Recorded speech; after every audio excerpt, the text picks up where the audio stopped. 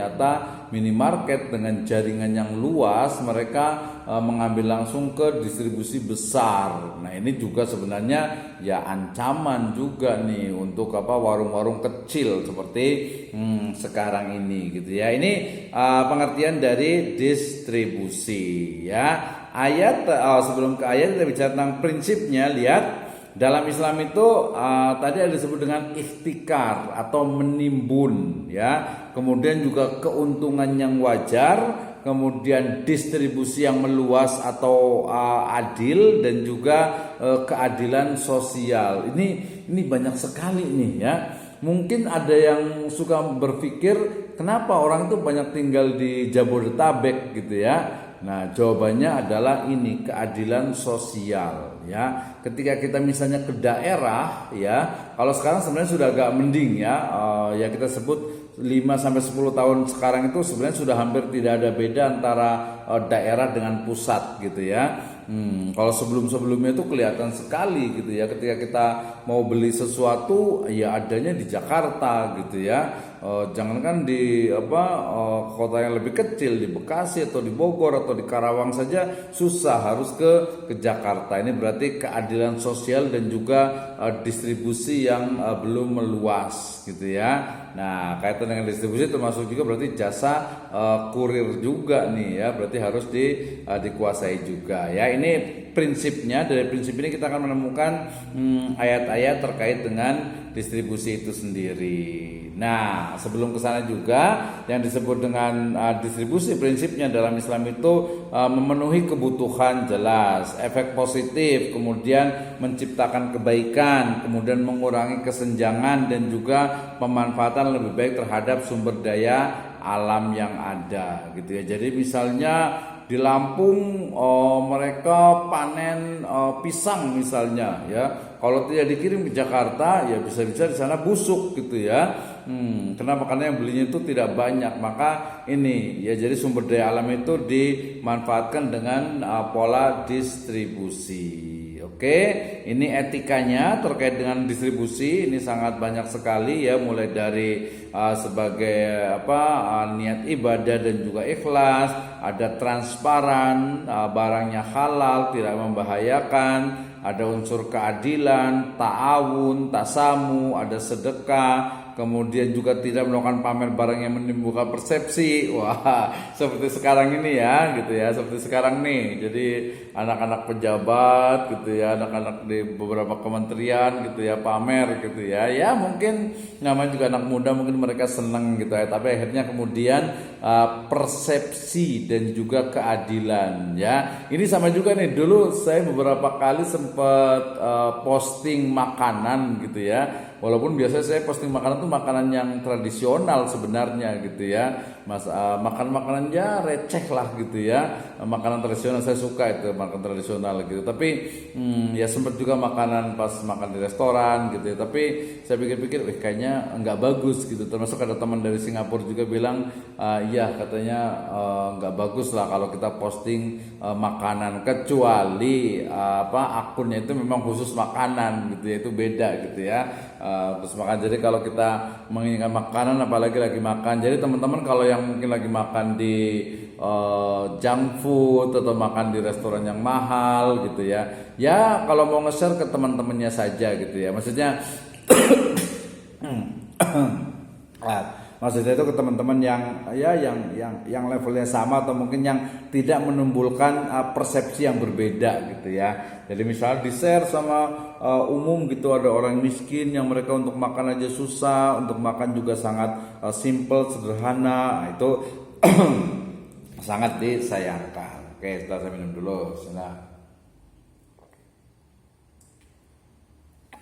Berarti saya melakukan aktivitas konsumsi berarti ini ya. Distribusinya udah benar nih, ada ininya. Jadi sampai ke sini juga. Oke ya.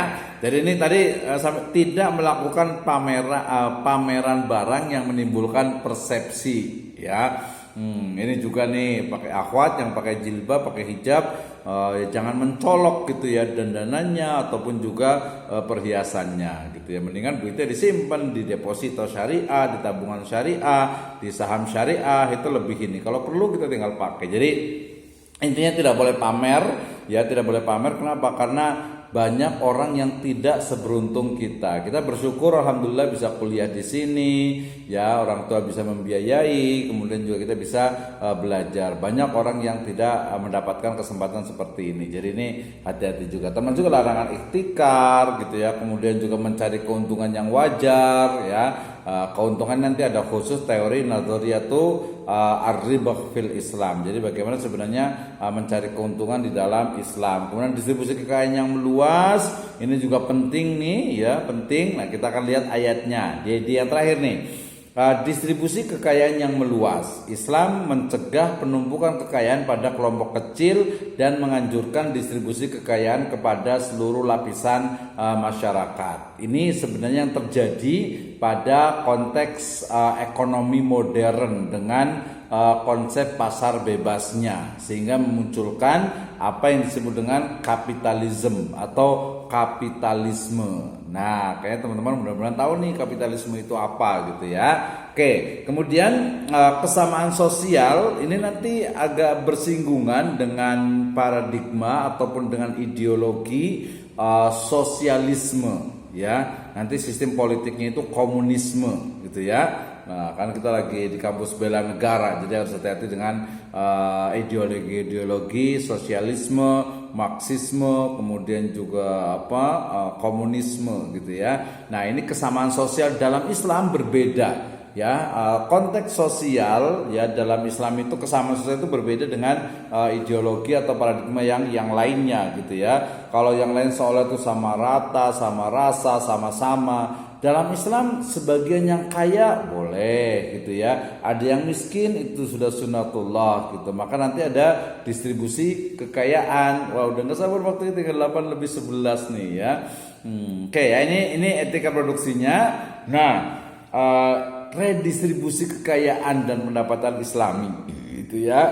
Nah, berarti kita tinggal cari aja ayat tentang, kalau kita bicara tentang ayat dan hadis distribusi, maka cari ayat tentang zakat ya. At-Taubah ayat 60 dan juga 103. Khudh min amwalihim shadaqatan tutahhiruhum wa tuzakki bihim ya wa sholli alaihim inna sholataka sakana lahum. Ya, di ayat yang lainnya masih di surat At-Taubah, innamas shadaqatu lil fuqara'i wal masakin wa ibnis sabil wal 'amilina 'alaiha wa fir riqab wal mu'allafati qulubuhum. Ya, itu adalah jelas sekali adalah itu distribusi. Nanti teman akan ketemu, oh zakat gitu ya. Jadi zakat itu adalah mekanisme distribusi ya ataupun redistribusi kekayaan di dalam Islam, termasuk juga sedekah gitu ya. Kemudian juga ada belanja wajib, ada kafarat, ada pembayaran nazar, ada sembelihan. Kenapa sih kita misalnya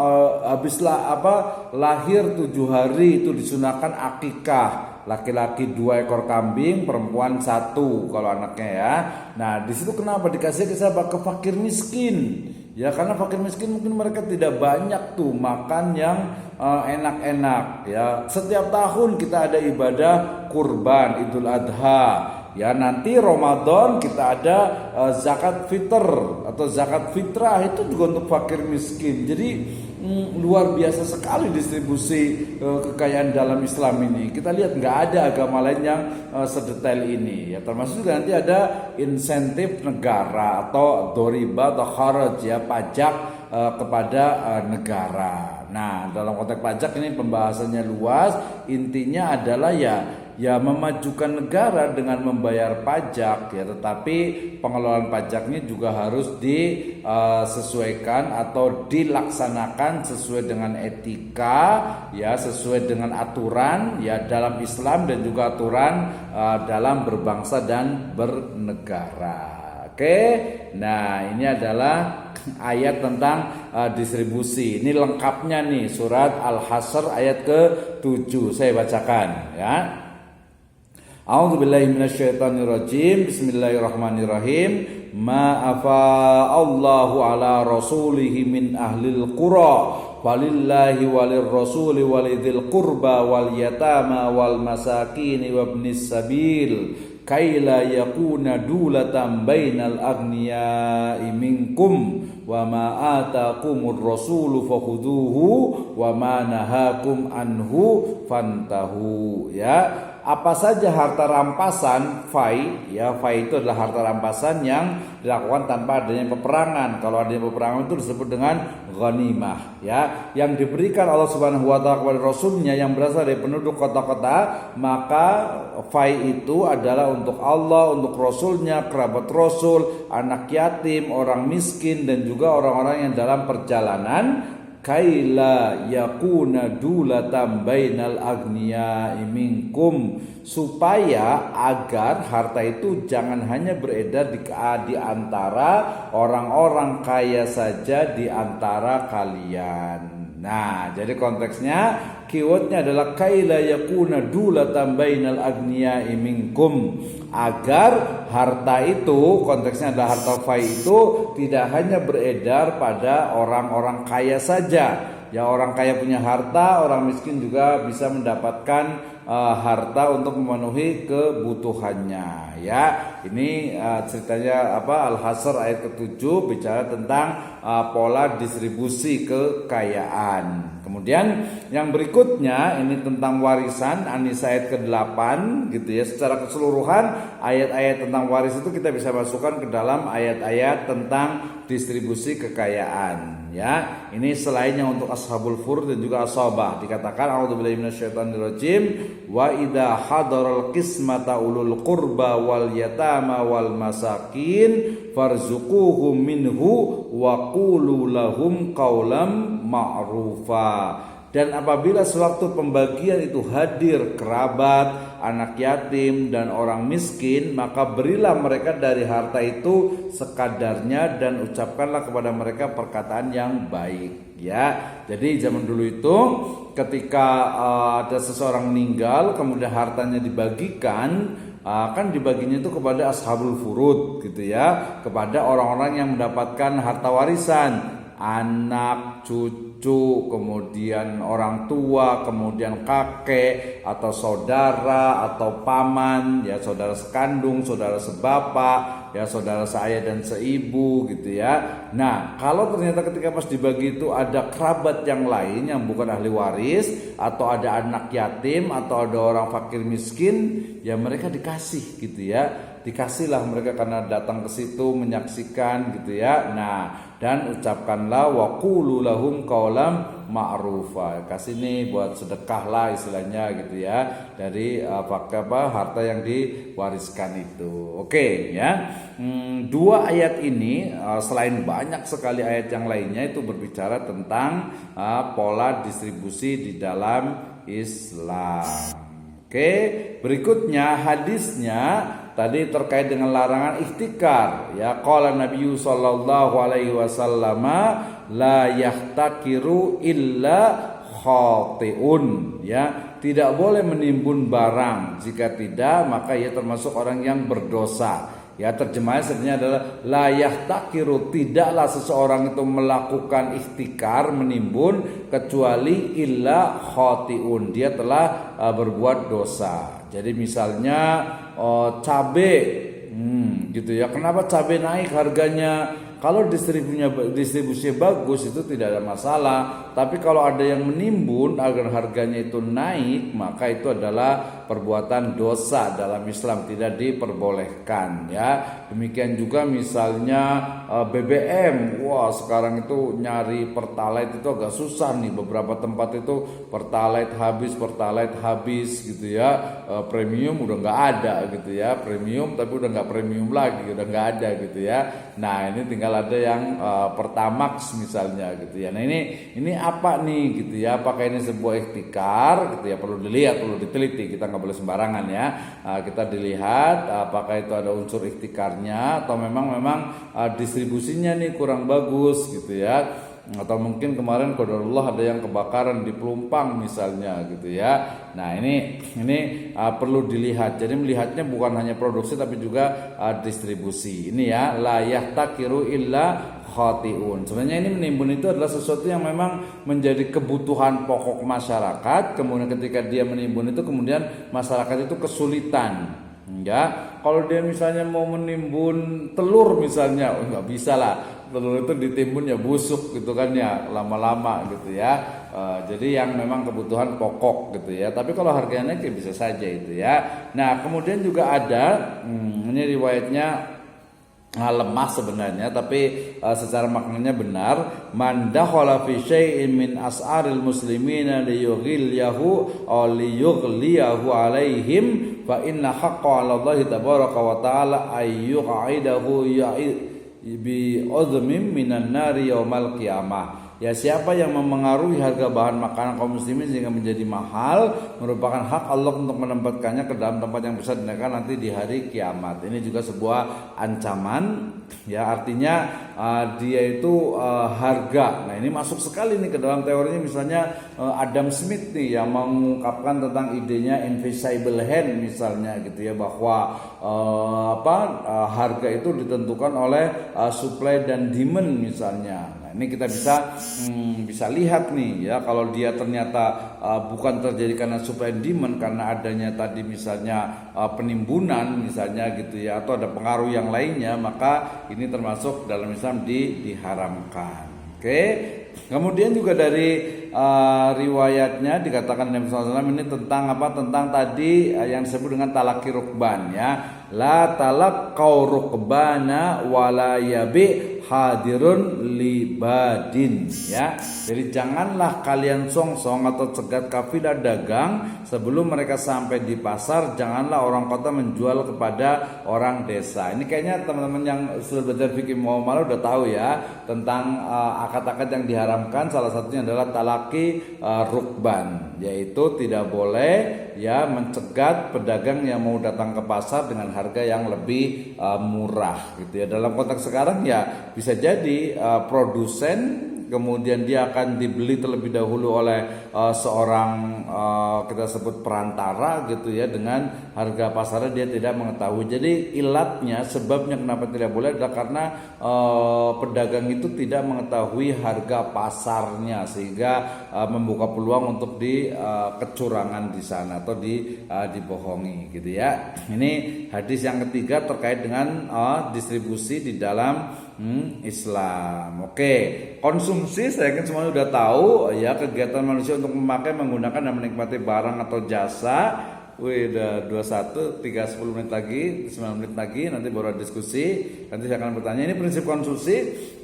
Ya ayyuhalladzina amanu kullu fil ardi halalan thayyiba wa la tattabi'u khutuwatis syaitan. Ya, Al-Baqarah 168 ini berbicara tentang produk konsumsi yang harus halal di dalam Islam. Bukan hanya halal tetapi juga thayyib ya. Yang halal insya Allah itu dia akan thayyib gitu ya.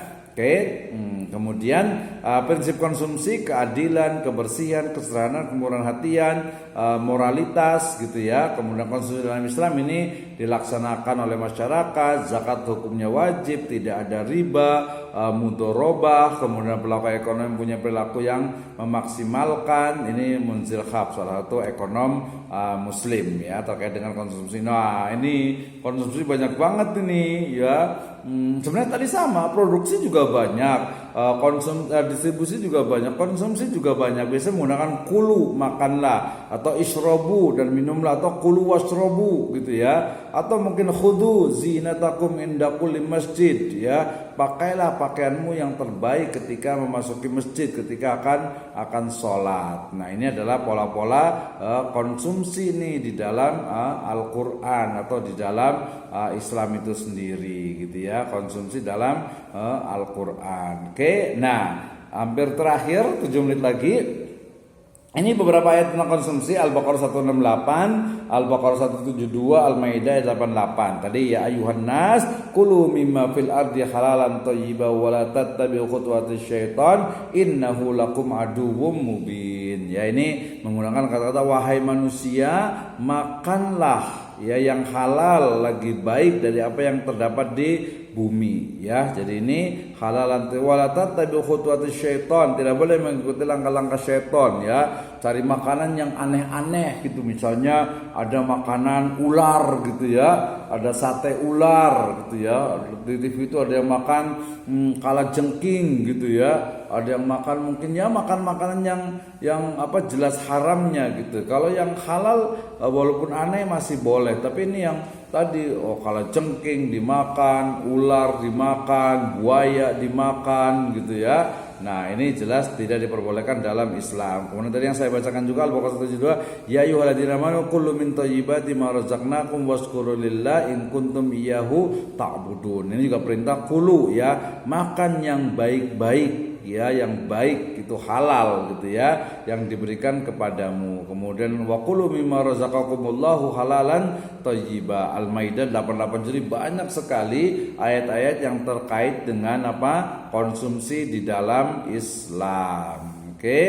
Kemudian hadisnya ini dari Rasulullah SAW dikatakan la'ana Rasulullah SAW ar-rashi wal murtasi. Ya, Nabi SAW melaknat penyuap dan yang disuap. Ya, Allah melaknat ya yazidul la'natallahu 'alar rashi wal murtasi. Wah, ini penting sekali nih walaupun sudah hampir terakhir nih. Jadi teman-teman mungkin nanti ke depan ada yang jadi pejabat, ada yang jadi ASN, ada yang jadi militer, ada yang menjadi anggota dewan, ada yang menjadi pengusaha gitu. Ingat ayat ini, hadis ini. La'ana Rasulullah SAW ar-rashi wal murtashi ya. Rasul SAW itu dan juga Allah Subhanahu wa taala melaknat orang yang menyuap dan juga disuap ya. Ada uang pelicin, uang di bawah meja, uang untuk lancar dan sebagainya, itu adalah roshi atau suap gitu ya. Maka dalam Islam tidak diperbolehkan ya. Ini sangat jelas sekali gitu ya, sangat jelas sekali.